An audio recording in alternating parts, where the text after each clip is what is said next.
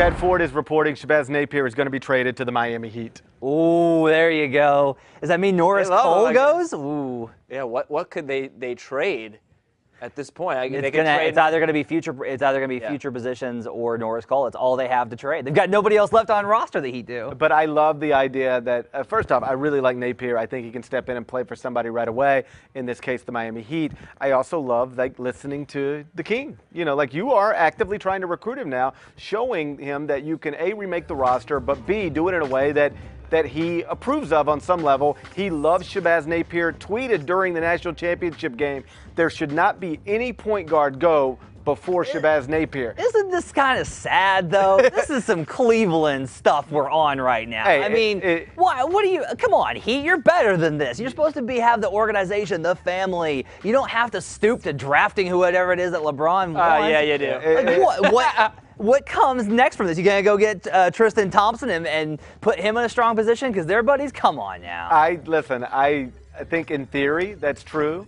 But when you're talking about LeBron James, I think any franchise would be still. I would let LeBron pick my coach. I'd let LeBron draft my players. I'd let LeBron deal with free agency. Take that out of it, Gary. In a vacuum. I like him anyway. Yeah, I mean, is that a good pick at 24 overall? Yes, I'm fine with it. You know, at this point, it comes down to preference. We're not talking about you have to take Wiggins in the top 3. Like once you get into this 20 range, there's about 10 to 12 guys that are all sort of the same caliber of prospect. And so then it just comes down to what do you like? I really like Shabazz Napier. Big-time shot maker, can create, can run a team, can guard his position and make a shot, and seems like he has the type of confidence, I guess the kids call it swagger, where he'll be able to go straight into Miami and feel comfortable around, theoretically, a LeBron James, Dwayne Wade, Chris Bosh. ESPN's reporting that the Heat will trade number 26, number 55, and a future second.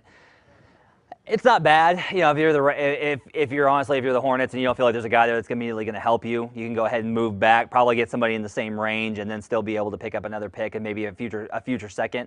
It's not bad. I'm not sure what they're going to get at 55. That's going to blow their socks off, but I think still really good value here at 26, especially because Bocolo went, so everything's got to be moved down. Yeah, that changed everything when he went off the board. All right, you got a grade for the Miami Heat taking Napier.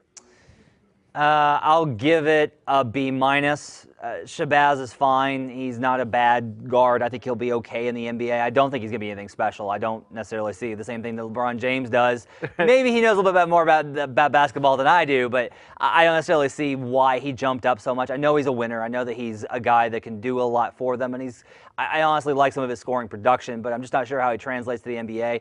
But for the Heat, they need this kind of depth at point guard. Mario Chalmers is likely to be gone, even if they kept Norris Cole, which they may not.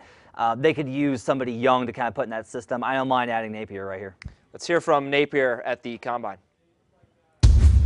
I just, who I am as a person and who I am as a player.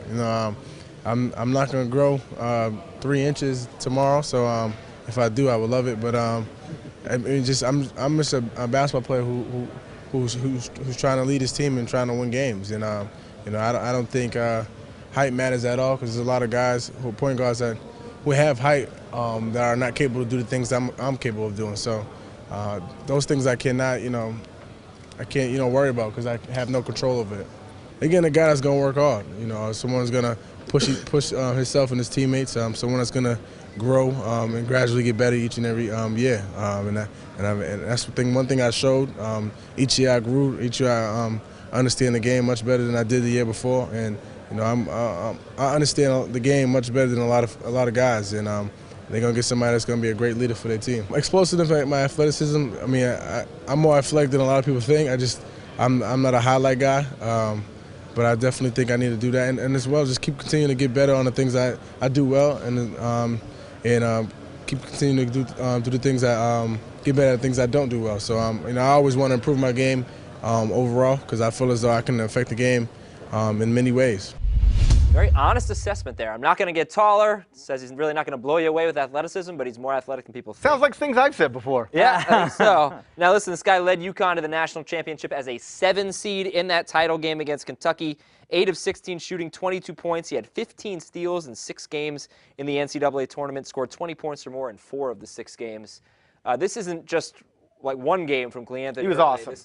He was awesome throughout the tournament, really awesome throughout the year, rebounded at an incredible level all year long. And so I like the fit. You watch the finals, you know that Miami needed help at the point guard position. I think he can help them immediately at the point guard position. Pat Riley tends to like four-year players. This is a four-year player. LeBron James loves him and has just tweeted, "My favorite player in the draft!" ! Hashtag Napier. King James gets his wish.